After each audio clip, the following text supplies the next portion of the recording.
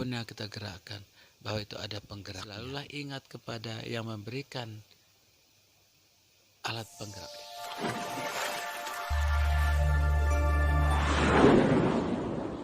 Assalamualaikum warahmatullahi wabarakatuh. Alhamdulillah, alhamdulillahilladzi arsala rasulahu bil huda wa dinil haq liyudhhirahu ala dini kullihi walau karihal musyrikun.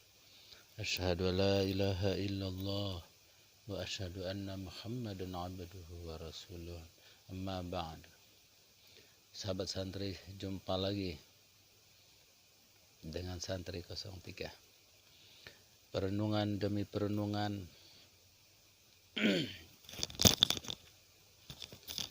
merenungkan apa-apa yang kita renungkan berdasarkan kepada wal awal wal akhir khairul laka minal ula. Jadi yang akhir itu lebih baik daripada permulaan di surat Ad-Duha itu.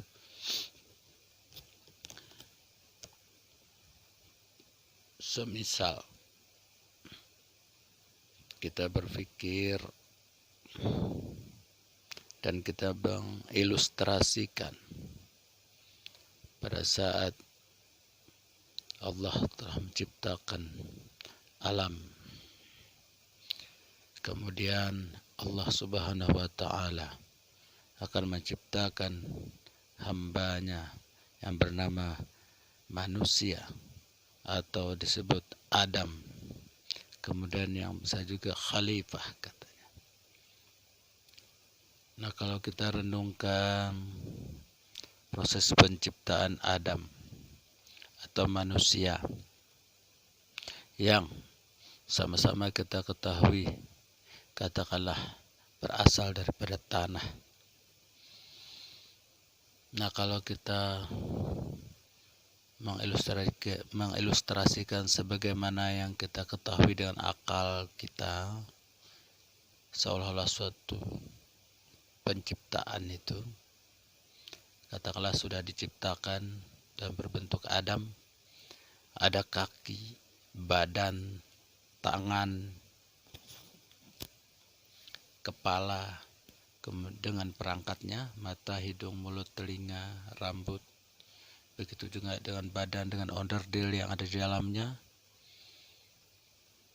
limpa, jantung, hati, usus, empedu, pankreas, ginjal, dan lain-lainnya lagi. Kemudian dengan saluran-saluran saraf, sel-sel,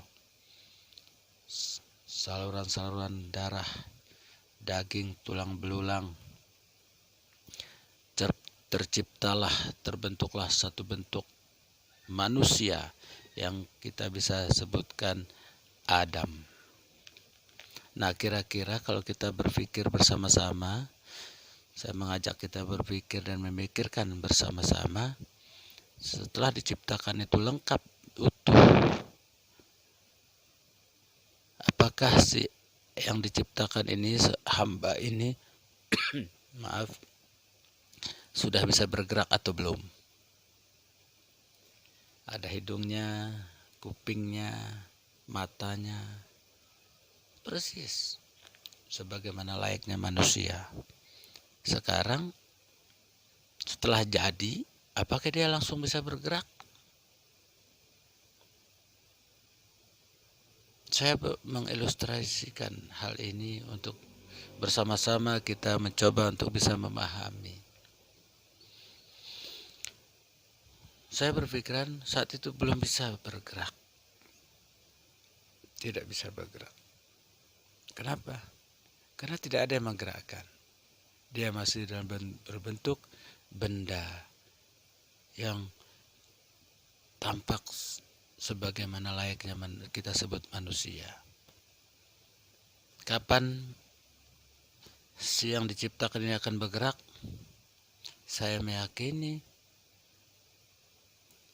mungkin sama-sama kita bisa berpikir setelah diberikan penggerak ke dalam yang diciptakan itu, yang disebut manusia itu.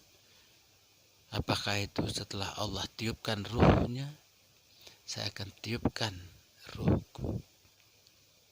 Apakah setelah itu dia akan bergerak? Dan apakah gerakan itu dituntun oleh Allah itu sendiri? Mari kita berpikir,